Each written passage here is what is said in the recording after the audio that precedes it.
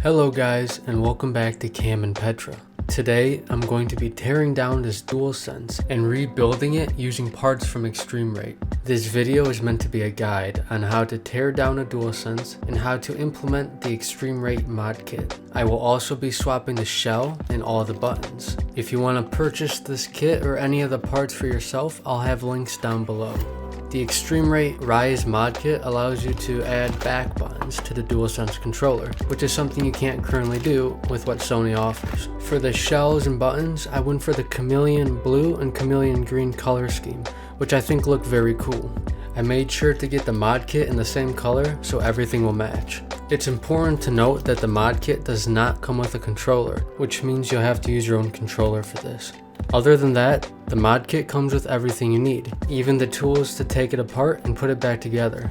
Soldering is an option if you want to remap the touchpad, but it is not a requirement if you just want to remap your face buttons. This was my first time tearing down a DualSense controller, and I definitely learned a lot during the process. I'm going to do my best to give you guys tips and warnings on pitfalls you might run into or any other issues. If you like seeing this type of content from us, let us know down in the comments. Subscribe to the channel if you're not already. We really appreciate it. We're slowly growing. We just got over 2K and we appreciate all of that. I also want to thank ExtremeRate for providing us the controller, the buttons, the shell, and the mod kit for this video. With all of that out of the way, let's get into it. Step 1 is to disassemble your DualSense controller. As a side note, I really do appreciate the way that Sony designed this controller. The PlayStation symbol grip is a really nice touch, and overall it feels way heftier and well built than the DualShock 4 was. I also appreciate the fact that there are no showing screws on the outside of the controller. What this means for us is that we're going to have to pry the plates apart instead of unscrewing them. Luckily, the kit comes with the tool just for the job. You're going to want to start by removing the trim piece. Start at the bottom of the controller and wedge the tool between the two pieces of plastic. It may take some effort to get it in, but once you start, just slowly work your way around the controller. There are no screws, so the trim piece will just pop off. You may find it easy to start on each side and then work your way towards the middle.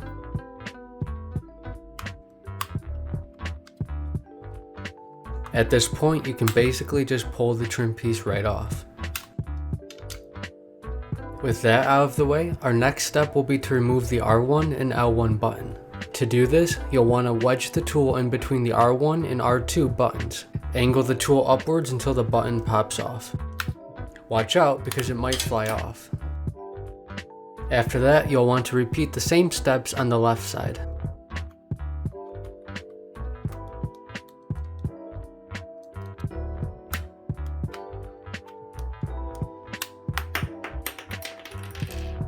With that task done, our next step will be to remove the screws that rested under the L1 and R1 buttons. You'll find one on each side and they're fairly easy to remove.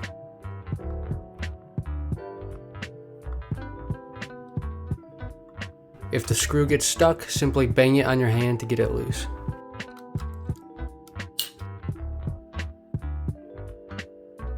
Next up, we'll be removing two more screws. You'll find these located in the handle on both sides of the controller.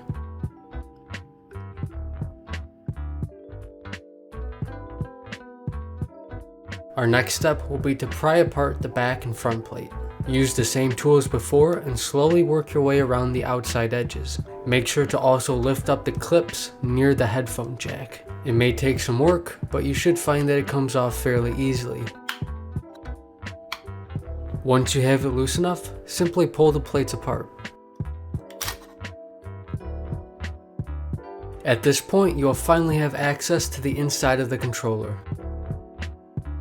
You can complete the next step by hand, but I found it much easier with a pair of pliers. Your goal here is to remove the battery cable. After this, the battery will simply lift out. You will now have access to the tray screw beneath the battery.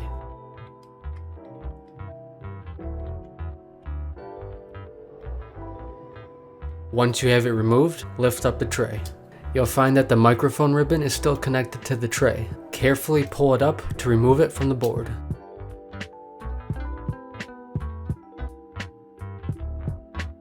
The next step is to remove the touchpad ribbon from the board. This can also be done by hand, but I did find it easier to do with pliers. Next, remove the rear microphone ribbon along with the 2 ribbons on either side of the board. I plugged half of it back in afterwards for reference, but this is optional. At this point, you can lift up the board. Carefully flip over the board as there's still going to be wires connected. Our next task will be to remove the bracket holding the touchpad. This is held in by 2 screws on either side.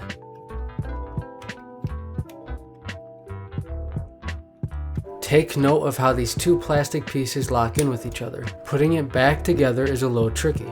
Next up, you will find 2 screws on either side. These will be located right above the handles. With those removed, you can safely remove the rest of the controller from the top shell. From here, remove the pads that cover the D-pad, the face buttons, and the PlayStation Home button. During this step, you will also want to remove the microphone ribbon, the touchpad, and the buttons themselves. Your next step is to put your new face buttons and your new D-pad into your new shell. Don't forget this plastic piece that goes beneath your face buttons. From here, simply retrace your steps to put all of your buttons back into the controller. Each button has a special ridge, so they only go in one way.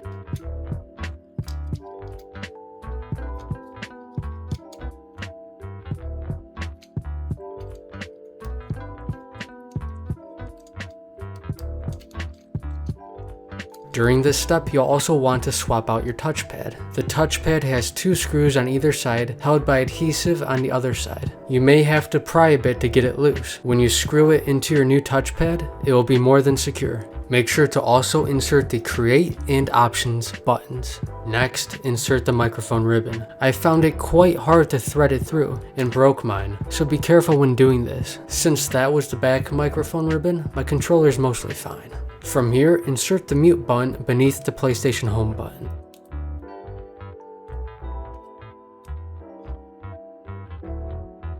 Now it's time to put that plastic bracket back above the touchpad. If you took note of how it went together originally, you shouldn't have much issue with this.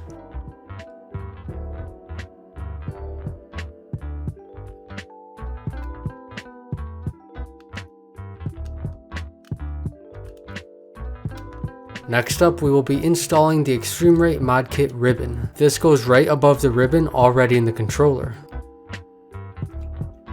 Carefully flip the board back into place and make sure to move the ribbons out of the way.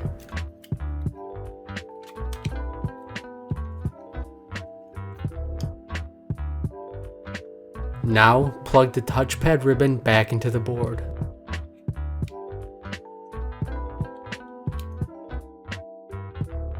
If you haven't already, remove these ribbons on each side of the controller. We're going to be swapping them with ones from ExtremeRate.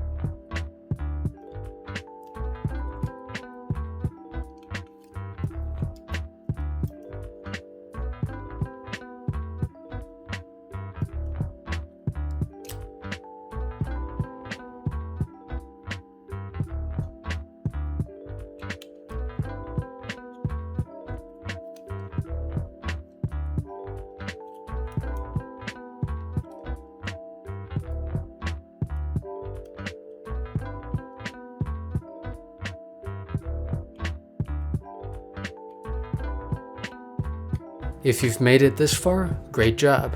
Next, put the tray for the battery back on the board. This gets secured with one screw.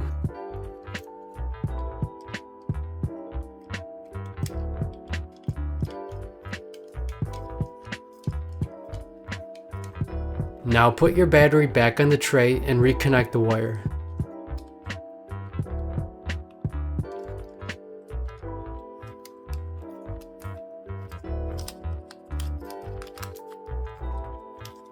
Make sure that you place the ribbons above the battery. Don't forget to plug the microphone ribbon back into the board. Now remove the adhesive from the ribbon. You're going to be sticking this down to the battery.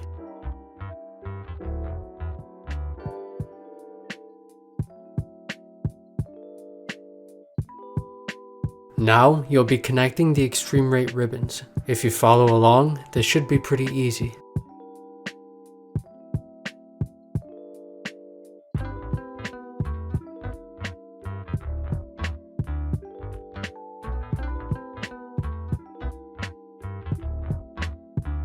Now put both screws back in.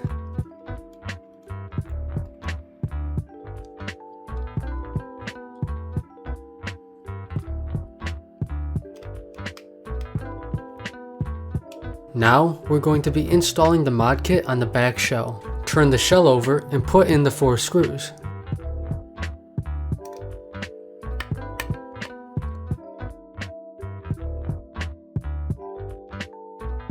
Next, slot in the paddles on the left and right side of the mod kit.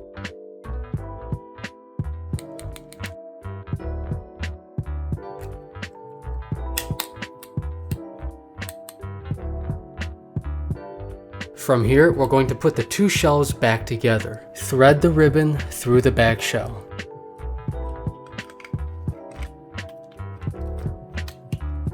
You'll find that the controller just snaps together.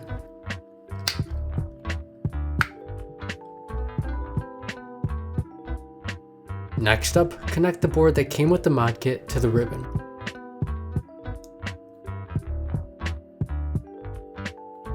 If you did it correctly, this is how it should look. Your goal here is to tuck the ribbon in behind the board. Put in the 2 screws to secure the board. Make sure that you have tucked the bottom of the board under the tabs. Now insert the display into the outer piece of the mod kit. This has a small additional bracket that you need to put on.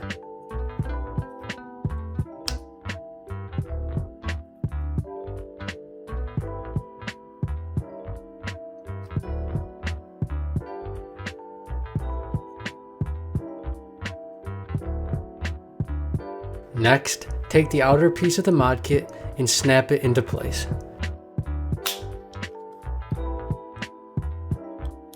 From here, you're going to be putting the 2 screws back behind the L1 and R1 buttons. After that, do the same for the 2 screws in each handle of the controller.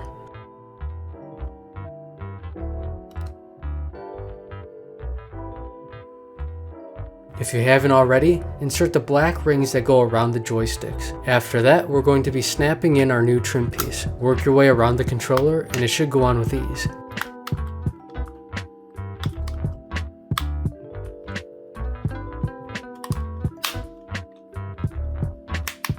And with that, we're almost done. Our final step will be to insert our new R1 and L1 buttons. Simply push them in until you hear them click. And with that, our controller is finished. If you stuck around until the end, thank you so much for watching. I really do hope you guys find this useful and helpful. If you want to see more tutorial videos like this, let me know down in the comments. If you end up customizing your controllers, I'd love to see them. You can find me posting daily on Instagram and Twitter at LastOfCam. Make sure to drop a like on this video and subscribe if you're not already. We really do appreciate it. Our channel just got over 2K subs, and I think it's really awesome that there are so many of you watching. I'll see you guys on the next one.